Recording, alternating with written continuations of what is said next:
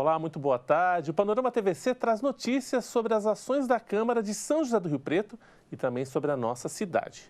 Nós trazemos hoje uma entrevista sobre o mês de conscientização e combate aos linfomas. Vamos falar também sobre a programação da Expo Rio Preto, importante feira pecuária de nossa cidade. Também falamos sobre as vagas de emprego disponíveis em Rio Preto. Começamos essa edição com os projetos que foram protocolados durante essa semana aqui na Câmara.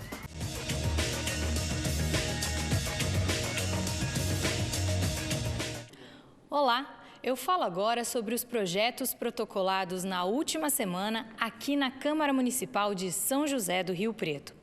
Deu entrada na diretoria legislativa projeto de lei que abre no orçamento fiscal do município um crédito adicional suplementar no valor de R$ 2.500.000 para a Secretaria Municipal de Planejamento Estratégico, Ciência, Tecnologia e Inovação. Outro projeto de lei de autoria do Executivo abre no orçamento fiscal do município um crédito adicional especial no valor de R$ 450.000, direcionado à Secretaria do Bem-Estar Animal. Também foi apresentada proposta de lei que proíbe a inauguração e entrega de obras públicas incompletas ou que, após concluídas, não atendam ao fim a que se destinam.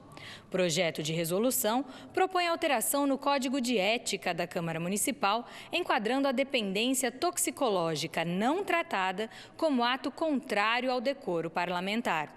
O prefeito Edinho Araújo apresentou veto total ao projeto de lei que dispõe sobre a exigência de atestado de antecedentes criminais para admissão em instituições públicas ou privadas que desenvolvam atividades com crianças e adolescentes. Nesta semana, também foram protocoladas 56 indicações e 18 requerimentos. Saiba mais sobre as propostas em tramitação na Câmara Municipal em nosso site www.riopreto.sp.leg.br ou durante a nossa programação. Maria Estela Calças para a TV Câmara, o canal do Legislativo.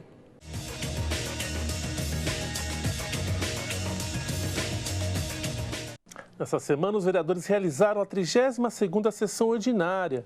Dentre os projetos aprovados está a utilidade pública da ELEC, a Academia Rio Pretense de Letras e Cultura. Veja o que mais foi votado.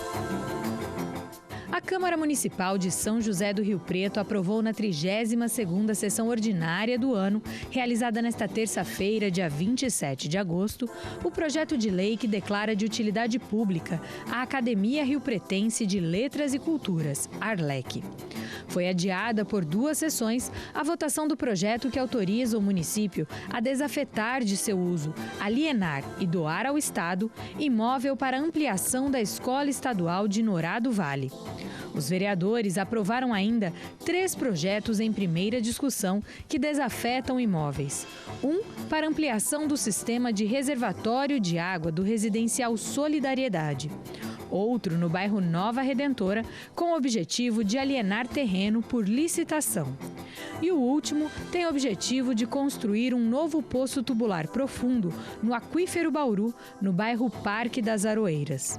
Também foi aprovado o projeto que abre no orçamento fiscal do município crédito adicional especial no valor de R$ 25.378,15, conforme convênio firmado com a Fundação Procon São Paulo, que determina que 50% dos recursos recebidos efetivamente a título de multa oriunda de autos de infração lavrados pela Unidade Procon de São José do Rio Preto sejam revertidos para execução de ações próprias do Procon, como cursos para capacitação dos servidores, contratação de serviços, compra de equipamentos, divulgação de propagandas orientativas, entre outras ações com o objetivo de atender à proteção dos direitos dos consumidores.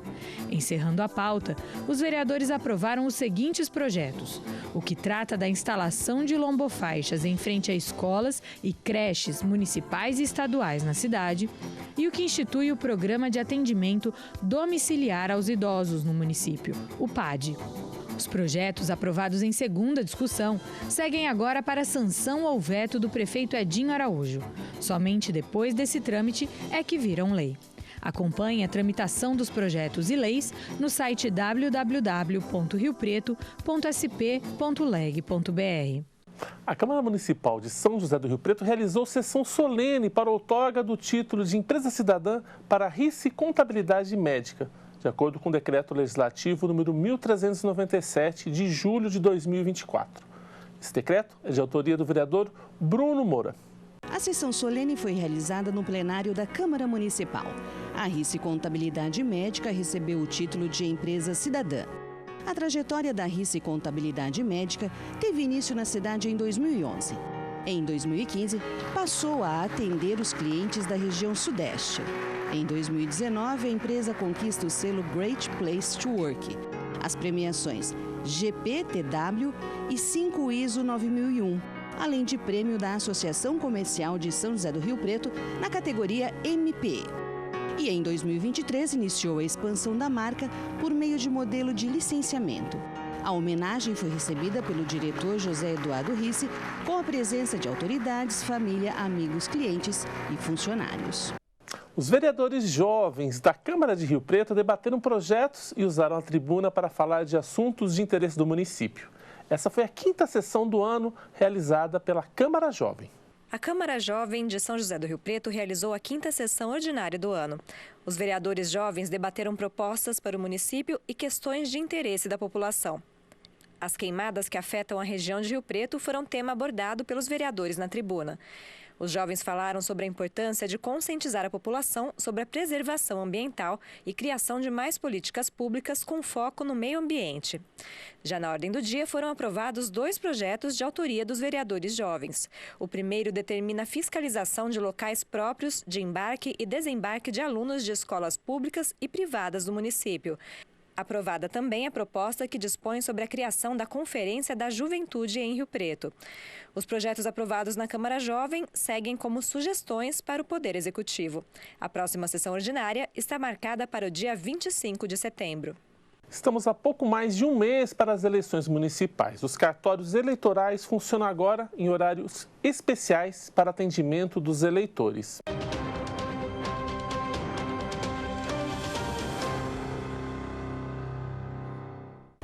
Os cartórios eleitorais do estado de São Paulo funcionam em horários especiais durante o período eleitoral.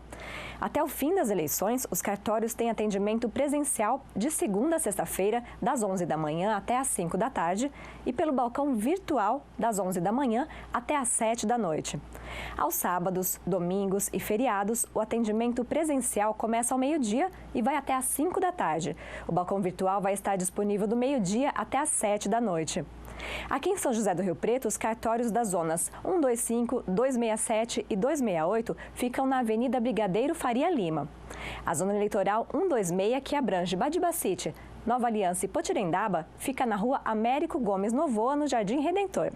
E a zona eleitoral 312, que atende também eleitores de Cedral, Guapiaçu, Ipiguá e Uchoa, está localizada na rua José Urias Fortes. Acompanhe a cobertura das eleições 2024 durante a programação da TV Câmara, o canal do Legislativo.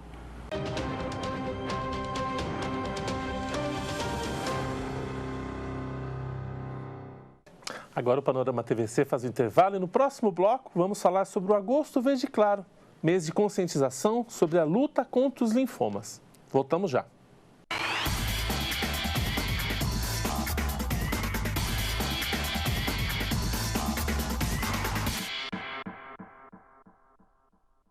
Você já ouviu falar em empatia? Nada mais é do que se colocar no lugar do outro.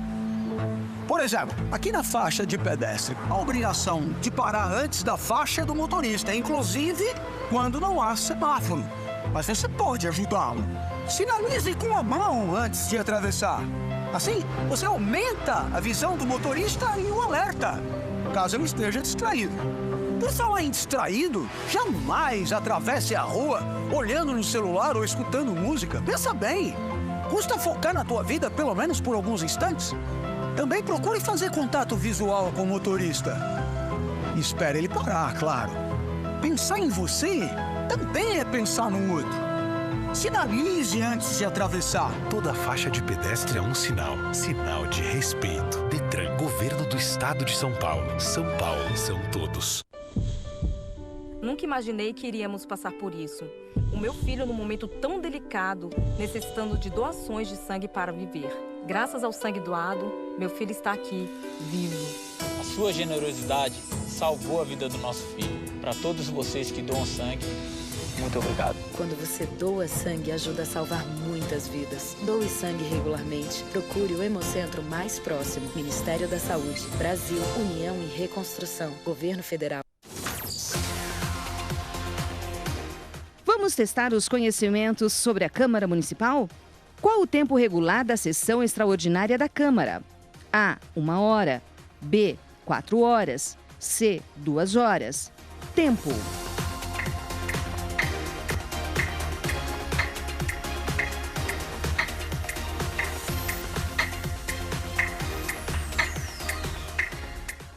Opção correta, B. A sessão extraordinária da Câmara terá duração máxima de 4 horas, mas pode ser prorrogada.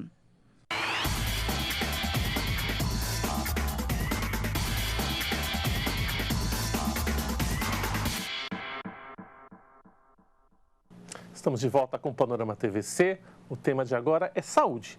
A campanha Agosto Verde Claro trata da conscientização e do combate aos linfomas. Eu falo sobre esse assunto com o médico hematologista, Dr. João Vitor Piccolo Feliciano. Dr. João Vitor, muito obrigado pela sua participação aqui com a gente. A gente vai começar falando do começo para o pessoal explicar. O que é o linfoma? Onde é que ele se localiza no corpo humano? Certo. Primeiramente, eu agradeço o convite, viu? Muito legal estar aqui sempre tendo a oportunidade de esclarecer a população sobre alguns temas, né? O linfoma, na verdade, nós estamos lidando com um grupo de doenças que são mais de 50, 60 doenças. São doenças diferentes que acometem o sistema linfático. O que é isso? Na verdade, é um câncer do sistema linfático.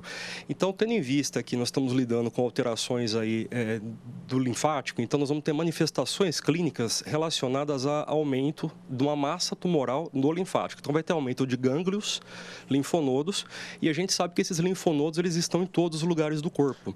Então as manifestações clínicas, elas vão acontecer de acordo a onde estão crescendo esses linfonodos. Em geral pode acontecer no pescoço, dentro do tórax, dentro da barriga, né?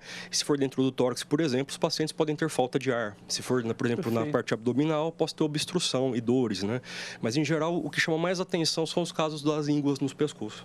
Perfeito. Então, popularmente a gente está mais associado ou mais conhecido de manifestações externas, mas ela também pode se manifestar internamente dentro do corpo do paciente. Sim, e essa é uma manifestação, às vezes, de difícil diagnóstico, porque quando você tem a manifestação externa, a gente está vendo, né? Perfeito. E isso chama mais atenção das pessoas para procurar assistência. Quando está interno, a gente vai precisar de exames mais específicos. E para o pessoal lá de casa entender, o que é o sistema linfático? O que ele faz no nosso organismo, popularmente, para a gente entender? A coisa mais importante que ele faz é que ele ajuda a gente a regular as nossas infecções. O nosso sistema de defesa vai levar os germes lá, as bactérias ou os vírus, vai apresentar para o nosso sistema linfático e ele vai ajudar a combater as infecções. Entendi. Então, quando são cânceres que dão nesse sistema do organismo. E o senhor falou que tem vários, né, dezenas de tipos de tumores. Quais são as classificações, os mais comuns? Como é que eles são divididos para as pessoas entenderem? A gente pode classificar em basicamente 2 grandes grupos, que são o grupo dos linfomas de Hodgkin e os linfomas não Hodgkin, né? Os linfomas de Hodgkin, a gente gosta de falar que é um grande sucesso oncológico esse grupo de doenças, por conta que a gente consegue curar grande parte dessas pessoas apenas com quimioterapia. Do outro lado, a gente tem um grupo que são os linfomas não Hodgkin, que alguns são extremamente curáveis e outros já vão apresentar algumas dificuldades, né? Vão ter um tratamento um pouquinho mais, necessidade de tratamento um pouco mais agressivo para se curar, mas potencialmente todos são curáveis. Os sintomas são semelhantes? É aquilo que o senhor falou, os sintomas dos dois? Sim, é bastante heterogêneo por causa das dos vários tipos que existem, mas em geral é mais o acometimento dos gânglios linfáticos, o aparecimento de ínguas, né? Alguns linfomas, por exemplo, podem ter um aumento só do baço, outros podem aumentar ouvido e baço, né? Mas o grosso mesmo é o aparecimento de ínguas no corpo, né? Alguns acometem pele, exclusivamente pele. Então, é uma doença bastante complexa e heterogênea. E são tumores, na maioria das vezes, silenciosos ou não? Como é que eu percebo quais são as coisas, não deixando ninguém alarmado em casa, mas ao mesmo tempo para ficar atento? Quais os sintomas que eu preciso ficar de olho? Não, perfeito. Como nós estamos lidando com um grupo grande de doenças, nós vamos ter desde de linfomas que são mais, que a gente fala, agressivos, que eles crescem mais rapidamente, e a gente vai ter um grupo que chama linfomas indolentes, que eles crescem mais devagarzinho, né? Os agressivos, em geral, a gente não vai ter muito problema para fazer diagnóstico, porque massas grandes que de repente vão incomodar bastante a pessoa vai procurar assistência. O problema são os outros, né, que crescem devagar. Então, o que vai chamar a atenção, de repente? Uma íngua que está demorando para sumir, são em geral ínguas indolores, né? Pode vir associada com sintomas, por exemplo, sistêmicos, como, por exemplo, uma febre que não passa, que você não identifica o foco, perda de peso, né? Alguns suores estranhos à noite. Então, assim, é ficar atento, né? São doenças que têm uma manifestação clínica bastante heterogênea e que ficar atento, realmente procurar assistência quando você tiver necessidade, para ver que tem alguma coisa errada. João Vitor, e quais são as causas desses linfomas? São uma predisposição genética? É o estilo de vida da pessoa? Existe algum consenso com relação a isso? É difícil de determinar. A gente sabe que estilos de vida mais saudáveis, né, para qualquer tipo de câncer acaba sendo favorável, né? Mas tem relação de algumas infecções específicas com alguns tipos de linfoma, principalmente infecções virais. Por exemplo, o vírus do Epstein-Barr, né? Então, assim, mas realmente é difícil você estabelecer em todos esses pacientes um nexo causal. Entendi. Então ele não é uma roleta, na verdade, é uma coisa de sorte ou de azar, né? E a incidência é uma doença de adultos? Dá em criança? Dá mais em homem, mais em mulher, mais gente velha? Como é que a gente pode classificar? A gente acostuma ver mais, né? As crianças elas podem ser acometidas também, mas em geral é uma doença mais da idade adulta, dos pacientes mais idosos, né? Enfim, então a incidência em relação a gênero, etnia, por exemplo, raça, vai variar de acordo com o tipo também. Então, desses 60 tipos de linfoma, alguns vão acometer mais, por exemplo, pessoas negras, outros vão acometer mais homens, mas isso é muito sutil. Em geral, qualquer tipo de pessoa, qualquer adulto pode sofrer o linfoma. E como é que eu faço o diagnóstico? São exames? Como é que eu vou? Um hematologista, como é que ele faz o caminho da investigação para saber o que a pessoa tem? A primeira coisa que é o que a gente fala para qualquer coisa em medicina, né? É uma entrevista muito bem feita com um exame físico, né? Que eu acho que isso é insuperável. A alteração sendo detectada, né, vai guiar os exames laboratoriais, né? Que pode ser de sangue, né? Em geral, nós temos 2 exames que chamam a atenção, que pode haver ou não alteração do hemograma, né? Mas tem um exame que chama DHL, que é desidrogenase elástica, que ele pode vir aumentado, principalmente nos casos de linfomas agressivos. Mas o diagnóstico definitivo é a biópsia da lesão. Então, nós precisamos olhar lá no microscópio com o patologista, até para definir qual tipo de linfoma que é, porque isso vai definir, inclusive, a nossa terapêutica. Nós temos vários tipos de linfoma, cada um com um tratamento diferente. Entendi. Aí é uma curiosidade mesmo, se você conseguir explicar. E esses internos, como é que vocês fazem para achar isso aí, rapaz? A gente precisa de exame de imagem. Em geral, a gente utiliza tomografia para encontrar, né, as lesões internas, né, e a gente consegue, às vezes, fazer técnicas modernas, como, por exemplo, hoje o PET-CT. Como é que está? Você falou de tecnologia. Como é que está? Como é que você sente nos últimos anos? Você é um médico relativamente jovem, da minha geração. Como é que nós evoluímos? A medicina está debruçada? Tem muita coisa nova aparecendo nesse caso específico do tratamento dos linfomas? Não, sem dúvida. Até anos atrás, a gente dependia basicamente de quimioterapia. E quimioterapias clássicas, tóxicas, né? Aquelas de cair cabelo agressivas, bastante fortes, que acabam atrapalhando, tratando o câncer, mas debilitam muito o paciente, né? Hoje a gente conta com tratamentos que envolvem imunoterapia e terapia celular.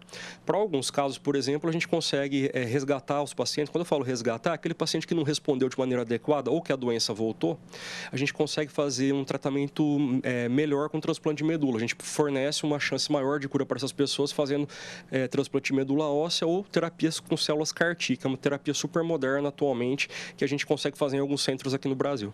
Gostaria que você reforçasse esse caminho do tratamento. A partir do momento que eu recebo o diagnóstico, como é que vai ser a rotina desse paciente? Tem que ser um tratamento já imediato?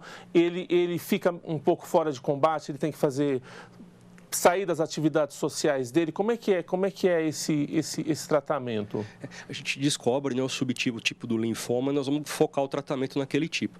Em geral, vai envolver doses de quimioterapia. Né? Toda quimioterapia ela acaba afetando também o sistema imunológico. Então, seria interessante que essa pessoa tivesse cuidados mais específicos com a sua higiene, mais específicos com a sua alimentação, né? E ficasse um pouco mais recluso de eventos sociais muito cheios. Não é não frequentar os lugares, né? Mas é tentar ter esse controle para evitar pegar infecções. Mas é um período temporário, até a pessoa terminar o tratamento, seus ciclos de quimioterapia, ele pode voltar à vida normal depois. E com relação à cura, como é que a gente está? A gente tem tido esses avanços da medicina, esses avanços das pesquisas, estão resultando em maiores chances de cura? Como é que a gente hoje em dia se relaciona com o linfoma? Não, sim, cada vez mais nós estamos atingindo maiores taxas de cura em primeira linha, né? Então, as terapias novas, elas são fantásticas, né? Principalmente a associação das drogas, né? Então, a gente está entendendo isso um pouco melhor hoje. Mas o que a gente sabe é que, em alguns casos, não vão responder em primeira linha. Ou o paciente não vai responder, ou o linfoma ele vai retornar. Mas, a gente hoje, com as tecnologias, também consegue curar parte desses pacientes, usando também a parte de imunoterapia e as terapias celulares, como transplante de medula. Ele é um linfoma traiçoeiro de retornar sempre ou não? Como é que a gente lida com ele? Aí a gente vai depender do tipo. Alguns tipos, por incrível que pareça, às vezes aqueles linfomas mais agressivos, eles respondem melhor à quimioterapia do que aqueles que são mais lentinhos, né? Então a gente fala que é bastante desafiador tratar principalmente aqueles que são mais lentinhos, né? Porque eles têm mais chance de recaída. Mas a partir do momento que a gente tem o diagnóstico, né, e você tiver um acompanhamento clínico, então essas remissões e recaídas elas são acompanhadas de maneira adequada e a gente costuma pegar, assim, quando tem necessidade de fazer um retratamento, a gente pega no momento certo. Em alguns casos, os transplantes são, você citou transplante, como é que é feito esse transplante? É um transplante de medula, é isso ou não? Exatamente. A gente pode fazer dois tipos de transplante, o transplante autólogo, que é a pessoa doando para si própria, ou o transplante alogênico. Esse transplante da pessoa doando para si própria, na realidade, a gente tira uma parte dessas células do próprio paciente para a gente conseguir intensificar a quimioterapia dele, dar uma dose mais alta, né? E não deixá-lo com a defesa baixa por muito tempo. A gente vai lá e joga células para ele recuperar a própria defesa. Tá? No outro caso, quando a gente envolve um doador, nós estamos utilizando uma tecnologia bastante sofisticada, que é muito legal. Por quê? Porque a medula produzida vai ser do doador e as células imunológicas do doador, produzidas no paciente, vão lá e vão atacar o câncer. Essa que é a diferença. Não depende de quimioterapia. A medula ataca o câncer. Bacana. Vou aproveitar, não tem a ver com o nosso assunto, que são os linfomas, mas tem a ver com a sua especialidade. Você é um grande especialista em transplante também aqui em São José do Rio Preto. E gostaria que você explicasse um pouco, desse um panorama para o pessoal lá de casa, da importância do transplante da medula, o quanto isso salva vidas e como que uma pessoa comum que está lá em casa pode ajudar a salvar uma vida, às vezes uma pessoa que ela nem conhece. Não, perfeito. Alguns pacientes, não somente de linfoma, mas de outras doenças também, vão precisar dessa ajuda, né, do sistema imunológico para combater o câncer, né? E a gente precisa de um doador externo. A gente vai tentar buscar na família, só que muitas das pessoas ainda não apresentam um irmão, por exemplo, totalmente compatível. Então a gente recorre para doadores do banco de medula. Então, para se cadastrar no banco, é só procurar o hemocentro ou o hemonúcleo mais próximo, mostrar o seu interesse, eles vão tirar uma pequena amostra de sangue, né? E você vai ficar armazenado. É o sangue que vai tirar. Para começar, para se cadastrar, é só o sangue que eu vou precisar oferecer nesse primeiro momento, né? Isso, porque vai ser feito um exame no teu sangue, colocado no banco de dados para checar a compatibilidade. Caso alguém precise, o REDOME, né, que é o Registro de Doadores de Medula, que isso quem faz é o INCA, eles vão entrar em contato para você ser avaliado por uma equipe que seja especialista em coleta. Porque o mais importante na doação, é isso que eu acho que é importante deixar muito bem claro, que a segurança do doador ela é absoluta. Perfeito. Né? Por isso que você tem, antes da doação, uma avaliação clínica laboratorial muito criteriosa por uma equipe que tem experiência nisso, né? Enfim, só depois você vai proceder com a doação, que pode ser de dois jeitos, né? Em geral, hoje a gente coleta diretamente do osso da bacia, né? Através de um procedimento cirúrgico que é minimamente invasivo, mas pode apresentar um pouquinho de riscos como dor local, um desconforto, mas que é tratado com analgésicos comuns, repouso, não há problema algum. E hoje nós conseguimos coletar através da veia dos doadores também, por uma máquina que chama, um procedimento que chama aférese. A gente consegue separar os componentes do sangue, né? A gente dá um remédio para a pessoa por 4 dias, expulsa as células da medula, elas caindo em circulação, a gente usa a máquina para retirá-las. E a emoção de um médico quando ele consegue dar o match entre uma pessoa que está precisando e a outra que pode ser a doadora. Como é que é esse caminho? É muito gratificante para a gente, porque na realidade nós estamos lidando com doenças que mudam não apenas a vida do paciente, são doenças em geral muito graves, né? Mas mudam toda uma dinâmica familiar, você muda os seus projetos de trabalho, você muda os seus sonhos, a sua relação com a família. Então, quando você consegue encontrar alguém para ajudar essas pessoas e para curar, é gratificante para o paciente que vai retomar a vida dele, é gratificante para a equipe de saúde que está conseguindo promover, né, esse evento, e é muito gratificante que a gente percebe para os doadores, né, porque eles ficam muito gratos em ajudar as pessoas. João, faltou alguma coisa que a gente não falou que é para servir de alerta para o pessoal lá de casa? Eu acredito que assim, eu acho que eu só tenho a agradecer vocês e estimular realmente as pessoas, porque nós temos ainda um grupo de pessoas que precisam da ajuda dos doadores externos. Então é muito importante essa conscientização da doação de medula, né? Perfeito. E aproveitando esse mês, que eu acho que é muito importante a gente falar de linfoma, porque é uma doença que não está no dia a dia, né, no boca a boca da população. Então é sempre importante essa abertura da conscientização dos linfomas. Para a gente encerrar nosso papo, gostaria que você deixasse um recado para o pessoal lá de casa. Uma pessoa que acabou de receber um diagnóstico desse, uma mensagem otimista para essa pessoa que o tratamento está aí, existe e que é possível. Se pudesse deixar esse recado. Sem dúvida. É claro que é um momento assustador. A gente sabe que eu que estou no dia a dia, juntamente com os outros médicos do hospital, a gente sabe que são momentos assustadores, são momentos de fragilidade, mas existem luzes no fim do túnel. Existem uma gama de tratamentos, né, modernos hoje, que a gente consegue curar grande parte de pessoas. Então, vá em frente, nunca perca a esperança, nunca perca a fé e confie na sua equipe que está tratando de você. É isso, eu agradeço a participação do João Vitor Piccolo Feliciano e a gente segue aqui com o Panorama TVC. Se você tem plano de saúde ou vai contratar algum serviço, confira com o advogado e coordenador da Comissão de Direito de Saúde da OAB, o Rodolfo Souza Paulino, quais os direitos e as obrigações das operadoras.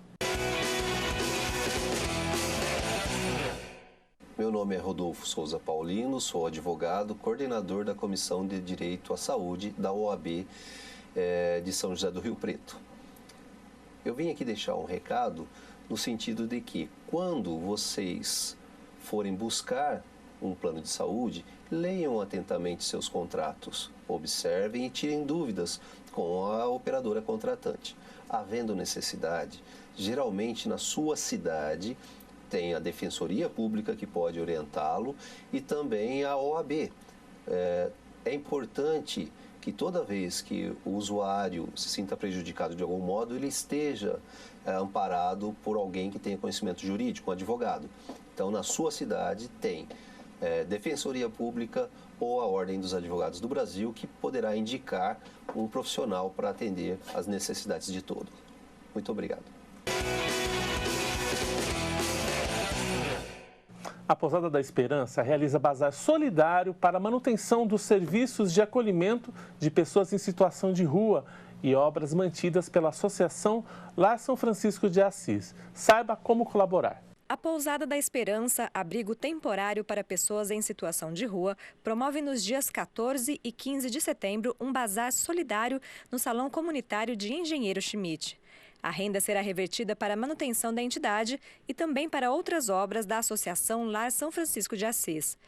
A Pousada da Esperança abriga atualmente 70 homens em situação de rua, oferecendo hospedagem por até 3 meses, alimentação, roupas e atendimento psicológico e de assistência social. O local também tem espaço para mais 20 pessoas nas noites mais frias. Aqui o nosso trabalho é uma casa de passagem, né? A gente acolhe essas pessoas que estão em situação de rua e eles vêm até a Pousada da Esperança e aqui a gente vê qual que é a necessidade de cada um, né? Eles podem ficar na pousada até 3 meses, dando esse tempo a gente encaminha para a casa do Cirineu, que lá mais 6 meses, né? Para eles poderem também dar continuidade no que eles querem, né? Aqui a Pousada da Esperança hoje é a necessidade deles. Eles vêm até a pousada e aqui a gente vê qual que é a necessidade. Se for para casa de recuperação, a gente tem casa de recuperação em Jaci. Se for necessidade de ir para um médico, né, para um hospital, a gente também tem aqui. E também tirar documentação, né, para eles poderem estar voltando, tendo essa ressocialização para a sociedade novamente. Para a arrecadação de produtos para o Bazar Beneficente, a Pousada da Esperança conta com a colaboração da população, que poderá contribuir com esse e muitos outros projetos da associação. Esse bazar, a finalidade dele não é só em prol da nossa casa hoje, que é a Pousada da Esperança, que a gente acolhe moradores em situação de ruas, mas também para mais de 77 obras da associação lá São Francisco, né? Então, graças a Deus, nós estamos recebendo muitas doações, né? As portas estão abertas para qualquer tipo de doação, entrando em contato com o telefone da pousada, também via Instagram. E também nós estamos aguardando também o número de pessoas para ir até esse bazar, né?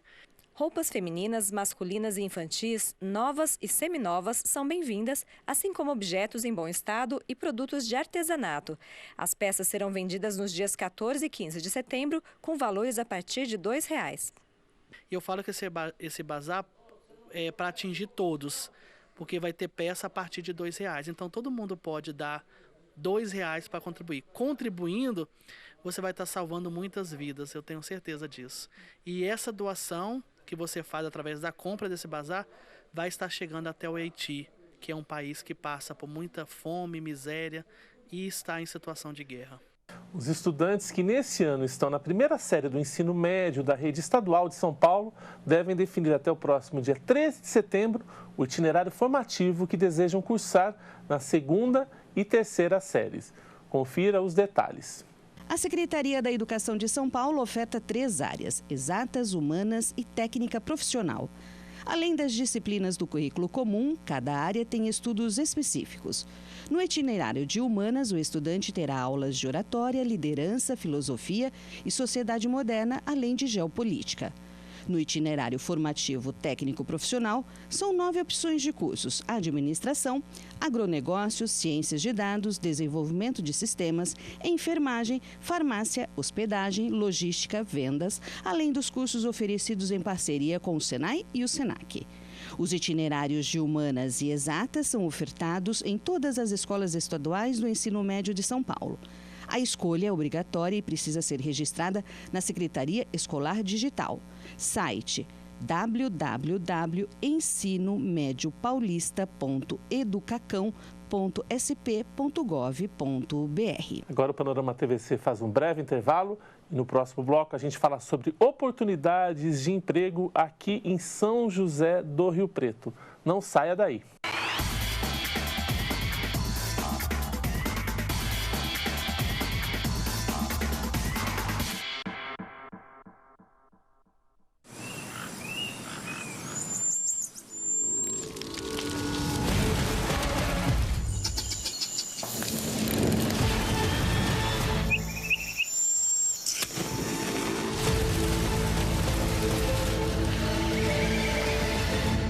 Você é a única proteção que eles têm. Incêndio é crime. Operação São Paulo Sem Fogo. Evitar incêndios é responsabilidade de todos. Governo do Estado de São Paulo. São Paulo são todos.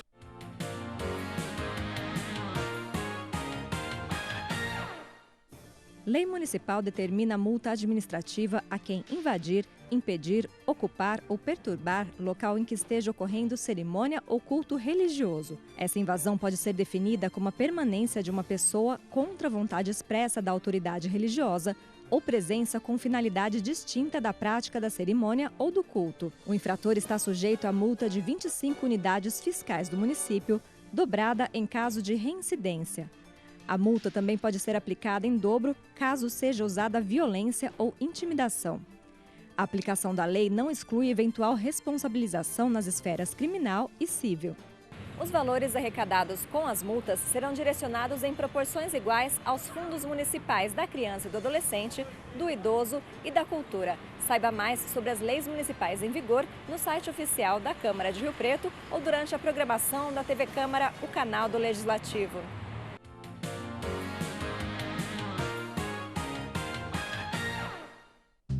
Você sabia que o ENARE é o maior exame de residência na área de saúde do Brasil? Essa é uma iniciativa do governo federal por meio da Empresa Brasileira de Serviços Hospitalares, estatal do Ministério da Educação. O Enare foi criado para selecionar profissionais e estudantes da área de saúde para programas de residência médica, multiprofissional e uniprofissional em todo o país.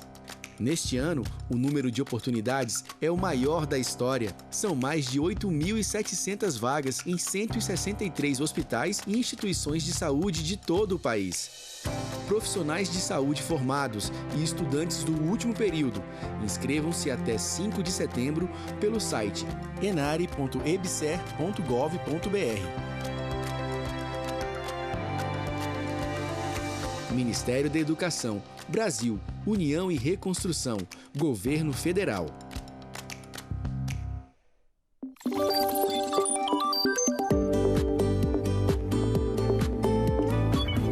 A partir de 16 de agosto, partidos, coligações e federações podem dar início à propaganda eleitoral de candidatas e candidatos.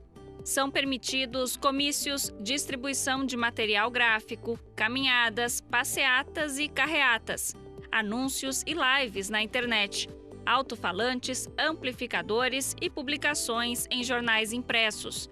A Justiça Eleitoral estabelece regras para cada tipo de propaganda.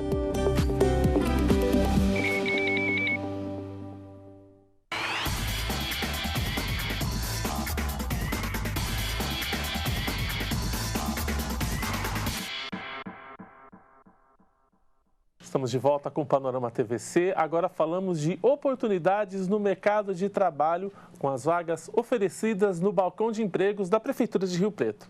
Nessa semana, são mais de 1.800 oportunidades. Veja os destaques. O balcão de empregos da Prefeitura de Rio Preto está com 1.879 vagas disponíveis. Entre os destaques estão 77 vagas para auxiliar de produção, a 46 postos de operador de caixa, 46 vagas de operador de telemarketing e 45 oportunidades para auxiliar de limpeza. A lista completa com todas as vagas disponíveis você encontra no site da Câmara, o riopreto.sp.leg.br. No menu, que fica na lateral do portal, basta clicar em Utilidade Pública e, na sequência, Balcão de Empregos. Já para se candidatar às vagas, o trabalhador deve acessar o site riopreto.sp.gov.br/balcão empregos. E para informações adicionais, é só entrar em contato com a Secretaria do Trabalho pelo telefone 1799-739-8710. O Panorama TVC termina aqui. Se você quiser rever esse programa, basta acessar o nosso canal no YouTube. Estamos lá como TV Câmara Rio Preto. Todas as informações do Legislativo Riopretense você encontra no nosso site www.riopreto.sp.leg.br e também em nossas redes sociais. Estamos no Facebook e no Instagram. Muito obrigado pela audiência e até o próximo programa. Tchau!